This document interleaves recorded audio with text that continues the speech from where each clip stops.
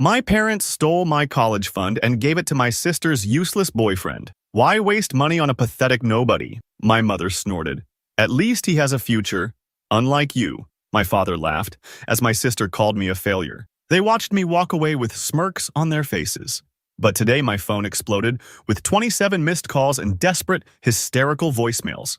I, 24M, still remember the exact moment everything changed. It was a regular Tuesday evening when I decided to check my college fund account, the one my grandparents had set up for me before they passed away, the one that was supposed to hold $80,000 for my education, the one that now showed a balance of exactly $0.00.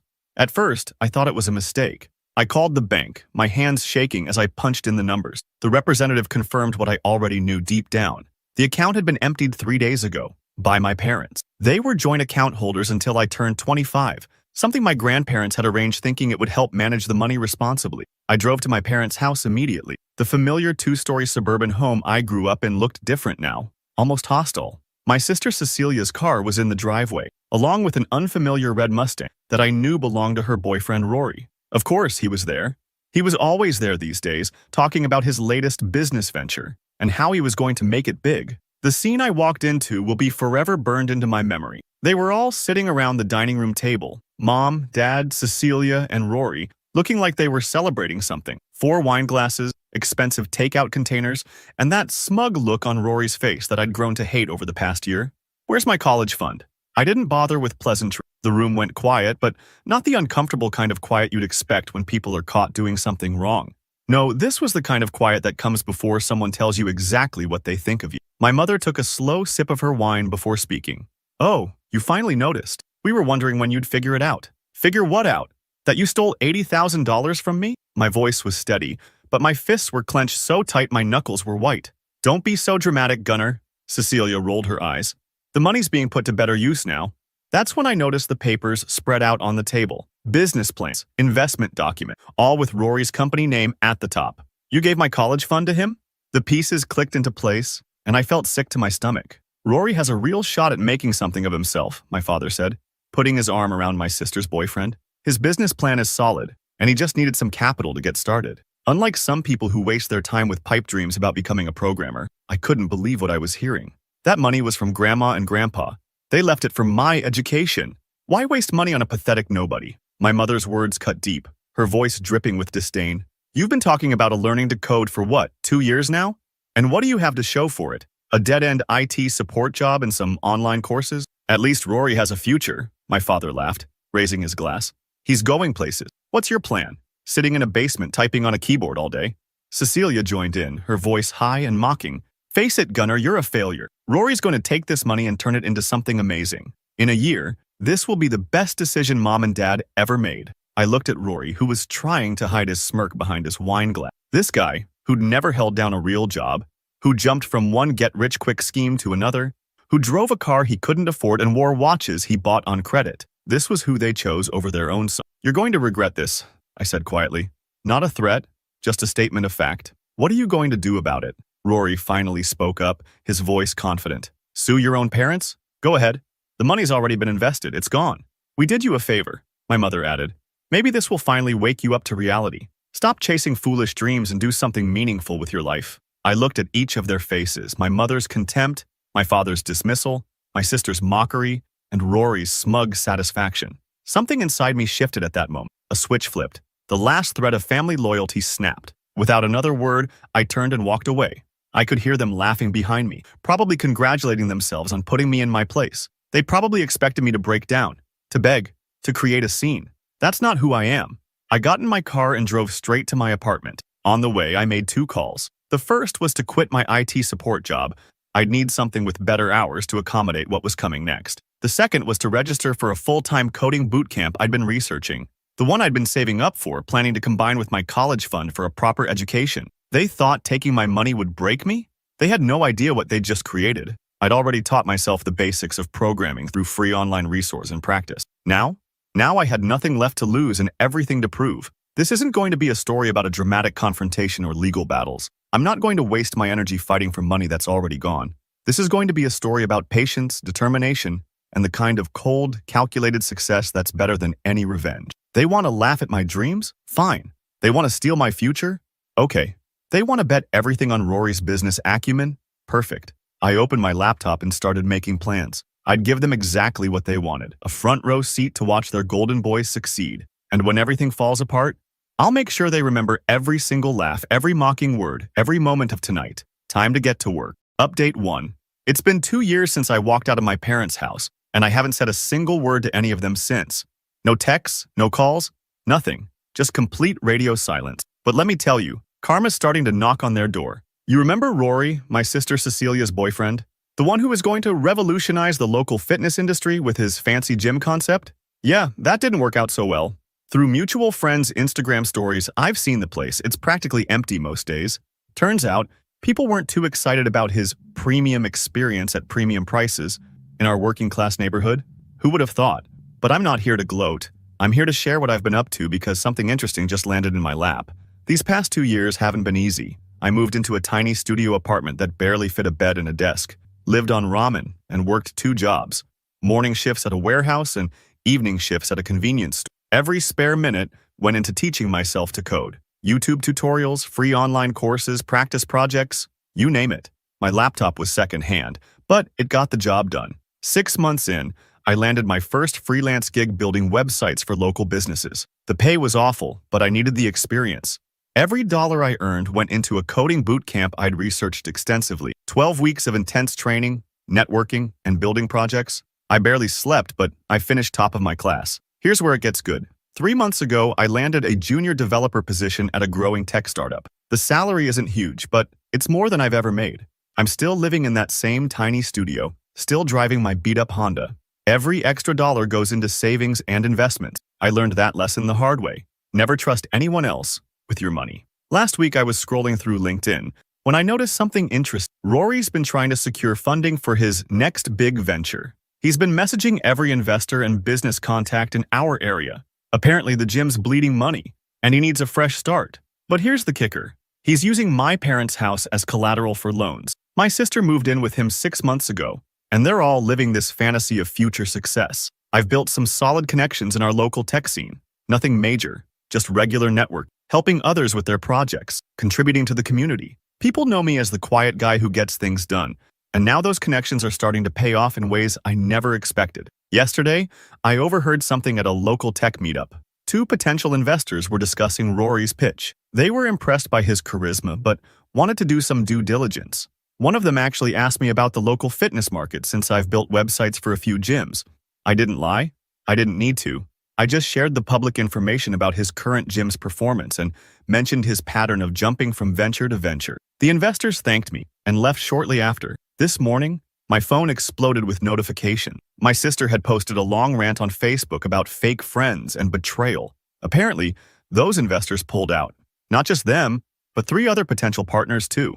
Word travels fast in small business circles. Then came the calls. First from my sister's number, then my mom's, then numbers I didn't recognize. I didn't answer any of them.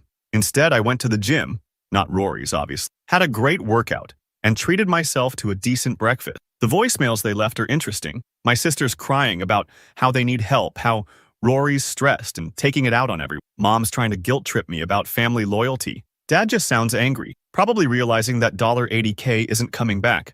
But here's the thing. I'm not doing anything to them. I'm just focused on my own success, being honest when asked, and letting natural consequences play out. My colleague mentioned there's a senior developer position opening up soon. I've been putting in extra hours, learning new skills, making sure I'm ready when the opportunity comes. I won't lie, part of me enjoys seeing their carefully constructed house of cards starting to wobble. But I'm not going to push it over. I don't need to. They'll do that themselves. For now, I'm just going to keep building my own future. My savings account is growing, my career is progressing, and I sleep pretty well at night knowing I did it all on my own. No handouts, no support, just pure determination and work. Funny how life works sometimes. They thought they were ruining my future, but they just showed me exactly what I needed to avoid in life. And now? Well, let's just say I'm curious to see what happens next, because this story isn't over yet, not by a long shot. Update 2. It's been 3 months since my last update, and holy shit, karma really knows how to deliver. For those who missed the earlier posts, I'm the guy whose parents stole my $80K college fund and gave it to my sister Cecilia's boyfriend, Rory. for his amazing business opportunity. Then they told me I was worthless and would never amount to anything. Quick recap. I spent 2 years busting my ass, got through a coding boot camp, landed a decent job, and kept complete radio silence with my family. No calls, no texts, blocked on everything. The only updates I got were through mutual friends and local gossip. Now, here's where it gets interesting. Last month, I was scrolling through LinkedIn when I spotted Rory's profile. This idiot was trying to secure investors for his new revolutionary business venture, some subscription box service for luxury pet accessories. The same guy who blew through my college fund on his failed organic smoothie delivery startup was now posting about disrupting the pet care industry. I recognized one of the investors he was courting. Turns out it was someone I'd worked with on a freelance project. One message later, and I had all the details about Rory's pitch meeting. The best part? He was using my stolen college fund as proof of his previous investor success. So, I did what any reasonable person would do. I made some calls, sent some emails, shared the true story of his previous business ventures with potential investors. Nothing illegal, just honest reviews from previous customers and documentation of his failed startups. Within a week, every investor in our local network knew exactly who they were dealing with. Then my phone started blowing up. First came Cecilia's hysterical voicemail. "How could you do this to us? Rory was about to get funding. We were counting on this money. Mom and Dad are furious." I let it go to voicemail. Then another came. And another. "You piece of shit." Rory's voice was shaking. "You ruined everything.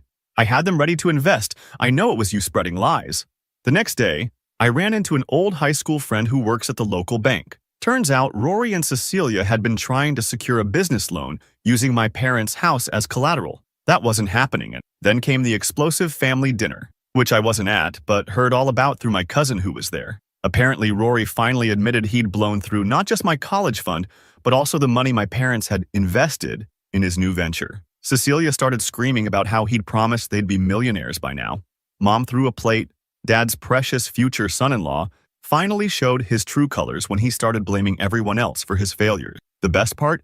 My parents' friends are starting to ask questions. All those times they bragged about their brilliant future son-in-law and his successful businesses are coming back to haunt them. Turns out the country club crowd doesn't look kindly on people who steal from their own children.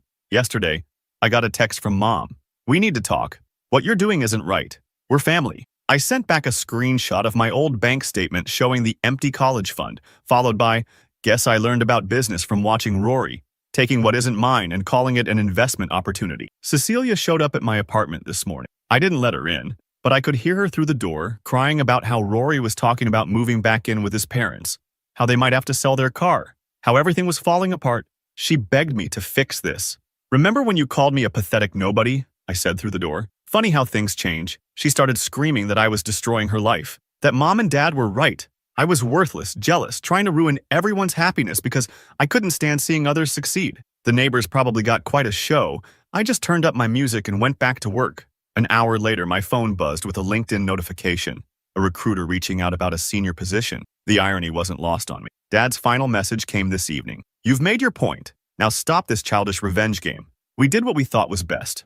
Rory had a real future ahead of him." I replied, "He still does, just not the one you were banking on." Then I opened my investment app and looked at my growing savings, almost back to $80K. Turns out hard work and actual skill beat entrepreneurial spirit and stolen money. I'm not done yet. This isn't about the money anymore. It's about watching them realize exactly what they threw away. And from what I hear, Rory's got 3 more investor meetings lined up next week. Would be a shame if they all got anonymous emails about his track record. Some might say I'm being cruel, but I learned from the best, my own family. Finally, update. First, thank you all for the overwhelming support on my previous posts. A lot has happened in the past month, and I promised to update when everything was settled. Well, it finally is.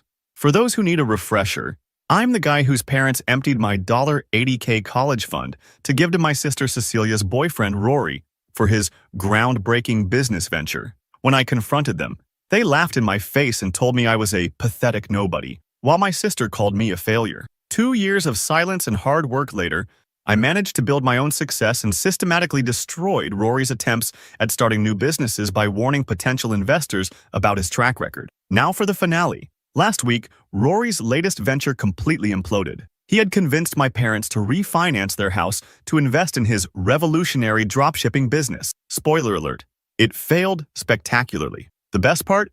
I didn't even have to do anything this time.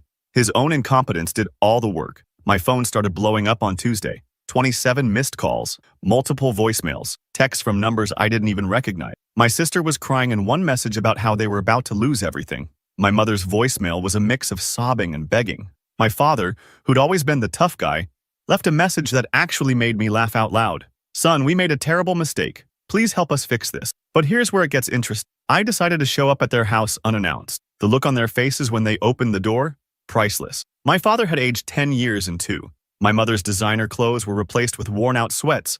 Cecilia was there too, mascara running down her face. "Where's Rory?" I asked, stepping inside without waiting for an invitation. He left," Cecilia choked out, "took what was left of the business money and disappeared." I sat down in my father's favorite recliner, the one I was never allowed to use as a kid. The silence was deafening. "So," I said, pulling out my phone, "let me get this straight.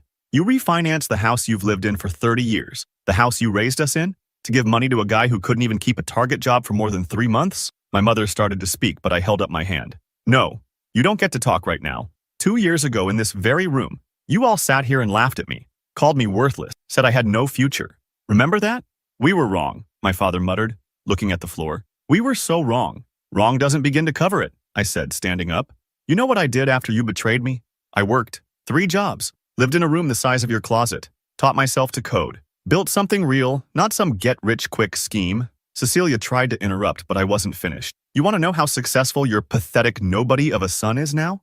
I just closed on a house, not just any house. The Colonial on Maple Street. You know? The one you've been dreaming about for the past decade."